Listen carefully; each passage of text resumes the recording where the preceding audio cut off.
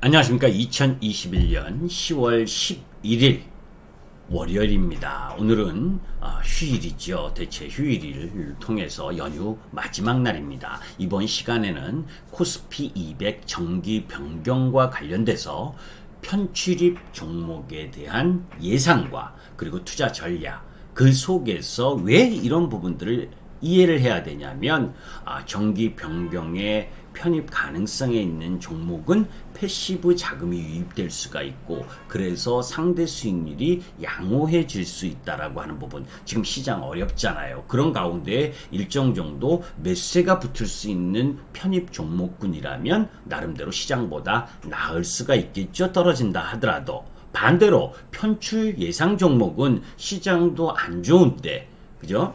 반등 시 오히려 비중을 조금 줄일 수 있는 기회로 활용할 부분이 있다라고 보는 거지요. 다만 이제 여러분들께서 생각해 보셔야 될 부분은 이런 편출입 관련 종목들의 펀더멘털이 가장 먼저다. 그죠? 먼저이지만 그 속에서 나름대로 수급에 의해서 펀더멘털보다 더 양호한 수익률도 낼 수 있는 게 이런 수급적인 측면이니까 한번 여러분들이 생각을 해보시라는 의미에서 올려드립니다.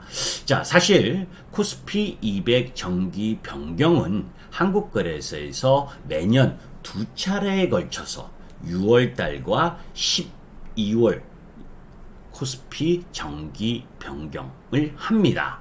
코스피 200은 다른 인덱스에 비해서 추종하는 자금이 크기 때문에 정기 변경 시 패시브 펀드의 기계적인 자금 유입이 나타날 수가 있는 거죠. 특히 신규 편입 종목은 기업의 펀더멘털 요인 외에도 패시브 자금 유입과 함께 수익률 상승이 나타난다는 점에서 정기 변경 이전에 관심을 가져야 되겠죠.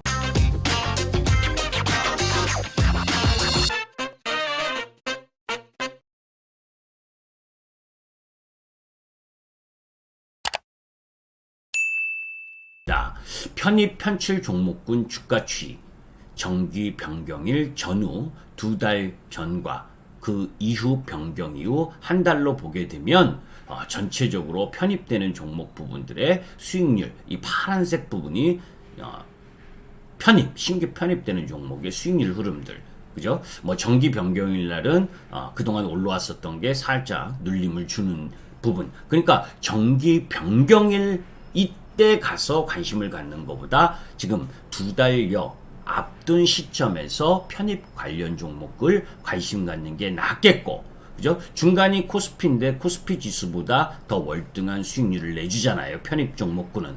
반대로 편출 종목군, 조금 엷은 파란색 부분은 내려오는 흐름을 보여줬죠. 그러니까 편출되는 종목군보다는 편입되는 종목군에 여러분들이 관심 갖는 게 낫겠죠.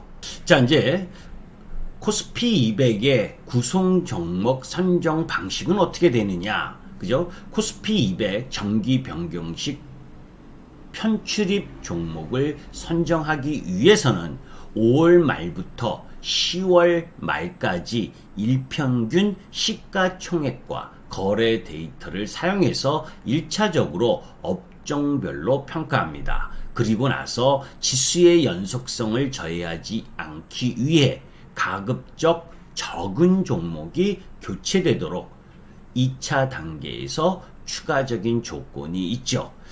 여기 보시면 6월 정기 변경, 그죠?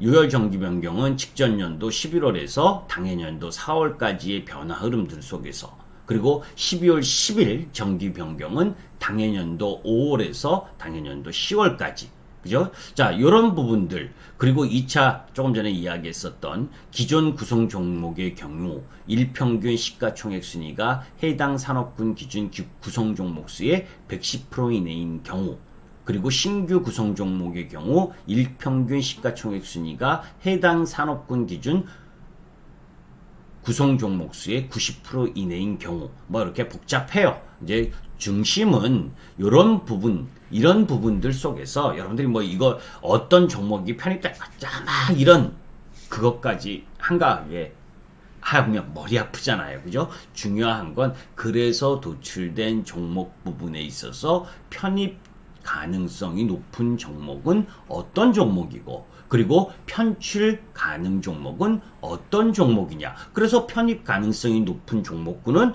매수의 타이밍을 한번 잡아볼 타이밍을 고려해 보는 거고 편출 종목은 오히려 반등 시 비중을 축소하는 전략을 갖고 가는 흐름. 그래서 2010년 이후에 13번의 정기 변경 케이스 중에 10번이 유효했다. 그러면서 코스피 지수 대비 12% 이상의 초과 수익률을 기대했다라고 한다면, 그죠? 13번 중에 10번이 맞았고 평균 12% 이상의 상승을 가졌다라고 한다면 편출 종목보다는 뭐예요? 일정 정도 나은 수익률을 보여줬잖아요. 반면에 이제 편출 종목 같은 경우에는 2010년 이후 13번의 정기 변경 케이스 중에 8번이 시장보다 안 좋았다. 그죠? 그러니까 전체적으로 보게 되면 편입 종목 부분에 대한 관심은 가져볼만 하잖아요. 요 도표로 보면 지수 변경 전후 코스피 대비 초과 수익률, 그죠? 편입 종목 부분은 수익률을 지속적으로 낸 반면에 편출 종목은 뭐 예외도 있었지만 안 좋은 흐름을 보인 확률이 더 높았다는 도표 확인하시면 됩니다. 자, 실질적으로 편입과 편출 종목 정기 변경은 12월 10일에 실시를 하지만 그 정기 변경에 대한 가능성이 높은 종목을 발표하는 시점은 11월 말이에요. 그죠? 그러니까 변경일과 편입 종목 발표일은 틀립니다. 그러니까 이번 기준으로 보게 되면 11월 말쯤에 편출입 종목을 발표하고 그리고 정기 변경은 12월 10일에 발표하니까 편출입 종목이 발표되고 나서 쭉 올라갈 때는 변경일 전에 한번 매도하는 것이 나은 흐름을 보여주는 거죠. 왜냐하면 지금은 별로 관심이 없다는 거예요. 정기 변경일이 12월 10일이니까 아직도 2달이나 남았잖아요. 그죠? 11월 말 편출입 종목 발표하는 때까지는 한 달이 넘게 남았고 그러니까 지금 별로 관심 없을 때 관심을 가지는 게 편출입 종목 발표하고 더 추가적으로 올라갈 흐름 속에서 변경일 이전, 그죠? D-Day 한 2, 3일 전에 매도하고 오히려 정기 변경일 그 변경이 되고 나서 그죠? 미리 사전에 주가의 선행성으로 올라왔다가 변경일 이전에 내려오는 요 타이밍 부분에 종목별로 조금 다소 차이가 있겠지만 그때 매수를 하면 꾸준히 변경일 이후에 주가가 상승하는 흐름을 보여줬었다는 거. 이제 이런 부분들, 그죠? 그런 부분들을 확인하시면 관심 가져볼 만한 한 부분이다라고 보시면 됩니다. 이렇게 편입 종목군 정기 변경일 이전, 편출입 종목 발표 이전에 관심을 갖고, 그죠? 그러니까 딱 시기상으로 지금이 적당한 때 아닙니까?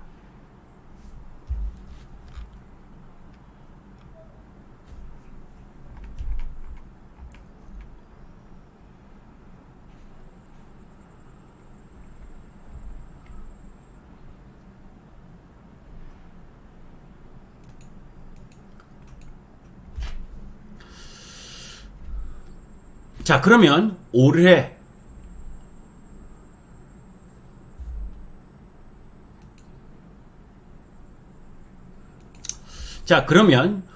현재까지 데이터에 근거해서 12월 10일 정기 변경에서 몇 종목 정도가 변경될 가능성이 있느냐. 지금 5개 종목 정도가 편입이 예상되고 있다. 그죠? 현대중공업. 근데 현대중공업의 경우에는 지난 9월에 상장했지만 대형주 특례 요건, 그러니까 시가총액 순위 50위권 이내이기 때문에 편입될 가능성이 높고, 그리고 메리츠 금융주주라든지 PI 첨단 소재, 그리고 SL, 그리고 명신산업 이런 종목들이 뭐예요?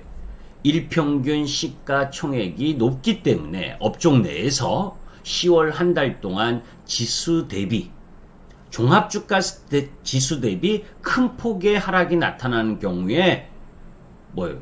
편입되지 않을 가능성도 있어요. 그러니까 그런 부분도 살펴봐야 되죠. 그러니까 지수보다 나은 모습을 보이게 된다면 코스피 200 지수의 편입 가능성이 높아지는 거예요.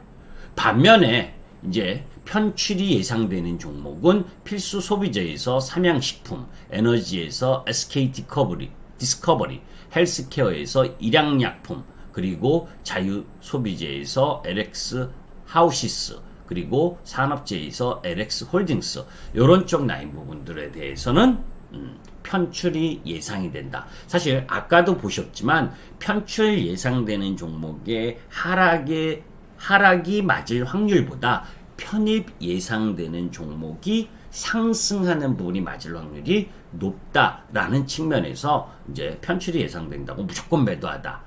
그리고 편입이 예상된다고 해서 무조건 매수한다. 이런 관점으로 바라보지 않으셨으면 좋겠습니다. 자, 이제 그런 관점에서 한번 종목들을 한번 기술적 편입 예상되는 종목 부분들을 한번 보도록 하죠. 현대중공업 보게 되면 신규 상장한 이후에 지속적으로 횡보하는 형태의 움직임을 보여주고 있죠. 자, 그러면 이 현대중공업 같은 경우에는 요 10만원 지점이 지지, 이걸 이탈하는 형태라면 조금 부담스럽죠. 그죠?